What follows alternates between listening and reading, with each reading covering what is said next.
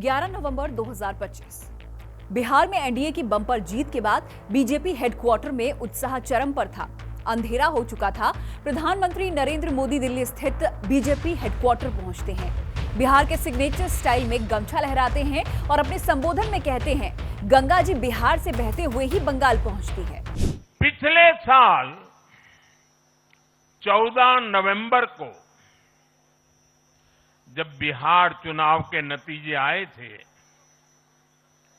तब मैंने इसी जगह से बीजेपी मुख्यालय से आप सबको कहा था, गंगा जी बिहार से आगे बहते हुए गंगा सागर तक जाती है। तकरीबन 6 महीने के बाद बीजेपी की चुनावी धारा अब बंगाल में प्रवेश कर चुकी है। 3 पत्तों वाले 2 फूल यानी कि टीएमसी की जगह अब 5 पत्तों के कमल ने ले ली है। कोलकाता सहित पूरे बंगाल में बीजेपी के कार्यकर्ता जश्न मना रहे हैं। सड़कों पर ढोल नगाड़े बज रहे हैं। बंगाल अब भगवामय हो चुका है। बीजेपी कार्यालय में माछ भात की पार्टी हो रही है, लेकिन बीजेपी ने बंगाल में इस नए सवेरे के लिए लंबा इंतजार किया।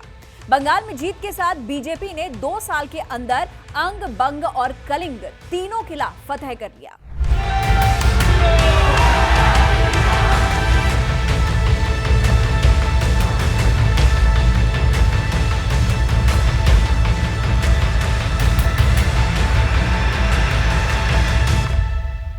बंगाल चुनाव में जीत के साथ ही बीजेपी अब 22 राज्यों में सत्ता पा चुकी है। केवल 6 महीने के अंदर बीजेपी के लिए असंभव सा दिखने वाले बिहार में बीजेपी का मुख्यमंत्री बन गया और बंगाल में भी अब बीजेपी के नए सीएम पर मंथन शुरू हो चुका है। चुनाव के पहले अंदाजा लगाया जा रहा था कि बीजेपी और टीएमसी के बीच कांटे की टक्कर होगी, लेकिन नतीजे कुछ और इशारा कर रहे हैं। बीजेपी ने अपनी रणनीति और आक्रामक चुनाव प्रचार से टीएमसी को दहाई के आंकड़े में समेट कर रख दिया है। बीजेपी की जीत के पीछे एक नहीं बल्कि 5 अहम फैक्टर्स का रोल रहा है। पहला फैक्टर, वोटों का ध्रुवीकरण। देश के बाकी राज्यों की तुलना में बंगाल का चुनावी और वोटों का समीकरण कई मायनों में अलग है, जिसमें पहला है वोटों का बंटवारा। जहां पर हिंदी पट्टी के बाकी राज्यों में हिंदू और मुस्लिम की लड़ाई 80-20 के फॉर्मूले पर लड़ी जाती है, तो वहीं बंगाल आते आते ये कैलकुलस 70 वर्सेस 30 का हो जाता है। लेकिन बंगाल में बीजेपी ने इस फॉर्मूले को अपनी कमजोरी नहीं बल्कि अपनी ताकत बनाया और इसकी शुरुआत हुई बांग्लादेश में हिंदुओं पर होने वाले अत्याचार से। जब बीजेपी ने ममता और टीएमसी की चुप्पी को एंटी हिंदू माइंडसेट बताकर लोगों तक पहुंचाया, इसके बाद एंट्री होती है एसआईआर की। एसआईआर के जरिए बांग्लादेशी घुसपैठियों का मुद्दा फोकस में आए। बीजेपी नेताओं ने ममता की छवि प्रो घुसपैठिया बनाने की पूरी कोशिश की और इसके साथ ही बीजेपी ने संसाधनों पर घुसपैठियों के हक को लेकर भी तीखा प्रहार किया। चुनाव के ऐलान के बाद बीजेपी के लिए हिंदू वोटरों को एकजुट करना सबसे बड़ी चुनौती थी और फिर बंगाल के रण में एंट्री होती है सीएम योगी आदित्यनाथ की। एक तरफ बीजेपी हिंदू वोटरों को मोबिलाइज करने में जुटी थी, तो वहीं टीएमसी की कोशिश बीजेपी की इसी वोट बैंक में सेंधमारी की थी। ममता बनर्जी के साथ साथ टीएमसी के तमाम बड़े चेहरे इसी कोशिश में जुटे रहे, लेकिन समय रहते बीजेपी ने टीएमसी के इस स्ट्रैटेजी की काट निकाली। टीएमसी के मंच पर ममता के अलावा सबसे मुखर चेहरा था टीएमसी की सांसद और अभिनेत्री साइनी घोष का। साइनी अलग अलग मंच से देश में एकता की बात करती, हनुमान चालीसा और अरदास के जरिए वोटरों को जोड़ने की कोशिश करती भी दिखाई दी। लेकिन यही साइनी घोष का एक और वीडियो वायरल हो गया, जिसमें साइनी मेरे दिल में है काबा और मेरी आंखों में मदीना गीत गा रही थी। ছেড়ে দে নৌকায় আমি যাব মদিনা, ছেড়ে দে নৌকায় আমি যাব মদিना। बीजेपी ने इस मुद्दे को टीएमसी के खिलाफ इस्तेमाल किया। केंद्रीय गृह मंत्री अमित शाह और यूपी के सीएम योगी आदित्यनाथ ने इसकी कमान संभाली। सीएम योगी ने काबा के खिलाफ मां काली का नारा देकर टीएमसी के एजेंडे को कमजोर करने की कोशिश की। बंगाल की धरती को हमें काबा की धरती नहीं बनने देना है। बंगाल की धरती तो काली की धरती रहेगी, मां काली की धरती। यानी 2021 में टीएमसी जो करने में सफल हुई, बीजेपी ने इस बार ऐसा होने नहीं दिया। यहाँ पर गौर करने वाली बात यह भी है कि जो बीजेपी हिंदी पट्टी के राज्यों में जय श्री राम के नारे लगाती थी, उसी बीजेपी का फोकस इस बार मां काली और मां दुर्गा पर था, ताकि बंगाली सभ्यता से कनेक्ट दिखाया जा सके। वहीं मौजूदा मुख्यमंत्री ममता बनर्जी पर लगातार लग रहे मुस्लिम तुष्टीकरण के आरोप भी बीजेपी के लिए बड़ा हथियार बने। बीजेपी ने इसे हिंदू बंगाली पहचान से जोड़कर बंगाली लोगों में आत्मीयता की भावना जगाई। दूसरा, बंगाली वर्सेस बाहरी। 2021 के चुनाव में ममता बनर्जी और टीएमसी ने बंगाली अस्मिता का मुद्दा जमकर उछाला था। माना जाता है कि समय रहते बीजेपी ममता दीदी के इस नैरेटिव का तोड़ नहीं ढूंढ पाई, जिसकी वजह से बीजेपी को हिंदू वोट बैंक का नुकसान उठाना पड़ा। इस बार बंगाली और बाहरी के मुद्दे में एंट्री हुई बंगाल के फूड कल्चर की, जिसमें मछली का खास महत्व है। 29 मार्च को बंगाल की सीएम ममता बनर्जी ने एक चुनावी सभा में कहा, अगर बीजेपी सत्ता में आई तो मछली, मांस और अंडा नहीं खाने देंगे। बीजेपी शाकाहारी संस्कृति वाली पार्टी है, माछे भाते बंगाली की पहचान को खत्म कर देगी। लेकिन इस बार बीजेपी ने 2021 वाली चूक नहीं।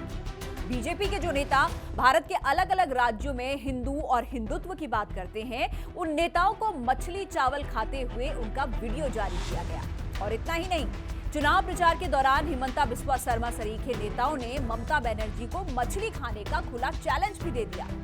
बीजेपी का नैरेटिव कैंपेन यही नहीं रुका। चुनाव प्रचार के दौरान सबसे बड़ा ट्विस्ट आया पीएम मोदी के एक वीडियो से, जिसमें पीएम मोदी बंगाल की झारग्राम सीट पर चुनाव के बाद झालमुड़ी खाते दिखे।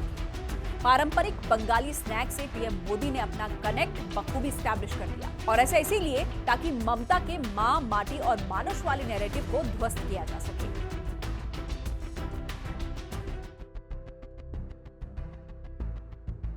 वहीं ममता बनर्जी बीजेपी के नेताओं पर लगातार बाहरी होने का भी आरोप लगाती रही, जिसके पलटवार में खुद अमित शाह ने बंगाल में बंगाली मुख्यमंत्री बनाने का वादा किया। तीसरा फैक्टर, महिला वोट बैंक। बंगाल में चुनाव की तस्वीरें आप देखेंगे तो न सिर्फ पोलिंग बूथों पर लोगों की जबरदस्त भीड़ दिखाई दी, बल्कि महिलाओं ने भी जमकर अपने वोट कास्ट किए। मीडिया रिपोर्ट्स के मुताबिक महिलाओं के वोट प्रतिशत में इस बार 2% का इजाफा हुआ है। ममता बनर्जी बीते 15 सालों से बंगाल की मुख्यमंत्री हैं, और एक्सपर्ट्स मानते हैं कि इसके पीछे ममता को मिलने वाली महिलाओं का समर्थन अहम कारण है। बंगाल में महिलाओं के लिए ममता सरकार की तरफ से लक्ष्मी भंडार योजना चलाई जाती है, जिसके तहत महिलाओं को 1000 रुपए महीने दिए जाते थे, और इस राशि को ममता ने बढ़ाकर 1500 रुपए कर दिया। राज्य की 2.5 करोड़ महिलाओं को इसका फायदा मिल रहा था। बीजेपी ने इस राशि को बढ़ाकर 3000 करने का वादा कर दिया। वहीं दावा है कि संदेश खाली, आरजीकर मेडिकल कॉलेज जैसी घटनाओं से ममता सरकार की महिला सुरक्षा वाली छवि को नुकसान पहुंचा। एक रैली में पीएम मोदी ने यहां तक कहा कि 4 मई के बाद महिलाएं आधी रात को घर से बाहर निकल पाएंगी। इन सब कोशिश के जरिए बीजेपी ने उस वोट बैंक में सेंधमारी की कोशिश की जो ममता के लिए सत्ता की राह आसान कर रही थी। इसके अलावा बीजेपी ने टिकट बंटवारे में भी महिला सुरक्षा के मुद्दे का पूरा ख्याल रखा। संदेश खाली की पीड़िता के साथ साथ आरजीकर रेप केस पीड़िता की मां को भी बीजेपी ने बंगाल में अपना उम्मीदवार बनाया। माना जा रहा है कि बीजेपी के इस कैंपेन की वजह से ममता का वोट बैंक टूटा, जिसका फायदा बीजेपी के डेटा में साफ नजर आ रहा है। बंगाल चुनाव के ही दौरान केंद्र की एनडीए सरकार महिला आरक्षण संशोधन बिल लेकर आई। संसद में विपक्ष ने बिल का समर्थन नहीं किया, जिसे लेकर बीजेपी ने टीएमसी सहित पूरे विपक्ष को महिला विरोधी बताना शुरू कर दिया। चौथा फैक्टर, एसआईआर। नतीजों के बाद ये साफ हो गया है कि एसआईआर का असर बंगाल पर पड़ा है। कई एक्सपर्ट्स मान रहे हैं कि टीएमसी को एसआईआर का विरोध करना महंगा साबित हुआ। चुनाव के दौरान इस बात की अफवाह थी कि वोट ना डालने वालों का नाम वोटर लिस्ट से काट दिया जाएगा। इसके बाद भारी संख्या में प्रवासी बंगाल की तरफ वापस लौटे। प्रवासियों ने फायदा किसे पहुंचाया ये बता पाना अभी मुश्किल है, लेकिन ये साफ है कि एसआईआर फैक्टर का इस बार वोट परसेंटेज पर सीधा असर दिखा। एसआईआर प्रक्रिया के बाद 90 लाख से ज्यादा अवैध वोटरों के नाम कट गए, और आंकड़ों से ये साफ है कि एसआईआर की वजह से वोट परसेंटेज में भी बम्पर इजाफा हुआ। पांचवा फैक्टर, चुनावी प्रबंधन। बीजेपी अब 22 राज्यों में सत्ता में है, और 12 साल में बीजेपी की इस शानदार सफर का एक बड़ा क्रेडिट किसी और को नहीं बल्कि बीजेपी के चाणक्य केंद्रीय गृह मंत्री अमित शाह को जाता है। इस चुनाव में भी अमित शाह ने बीजेपी को सत्ता के शीर्ष तक पहुंचाने के लिए अपनी पूरी ताकत झोंक दी। बंगाल चुनाव को लेकर खुद अमित शाह ने कोलकाता में बीजेपी के वॉर रूम की कमान संभाली।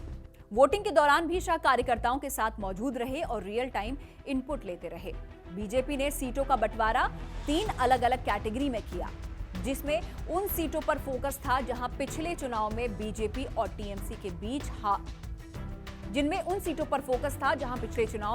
और टीएमसी के बीच हार और जीत का कम अंतर रहा।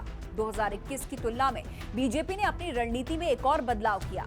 पिछली बार जहां ममता बनर्जी पर जमकर निशाना साधा गया था, तो वहीं इस बार बीजेपी ने ममता बनर्जी की तरह ममता सरकार और सिंडिकेट को टारगेट किया। वहीं बीजेपी ने 2021 वाली कई गलतियों को भी सुधारा, जिसमें टीएमसी से टूटकर आए नेताओं पर कम और अपने कैडर पर ज्यादा भरोसा किया। संदेश खाली जैसे मामले, पार्टी के बड़े नेताओं पर ईडी, सीबीआई के छापे और लगातार संवैधानिक संस्थानों पर हमले से न सिर्फ पार्टी बल्कि ममता की क्रेडिबिलिटी को भी नुकसान पहुंचा, जिसका नतीजा टीएमसी को हार से चुकाना पड़ा।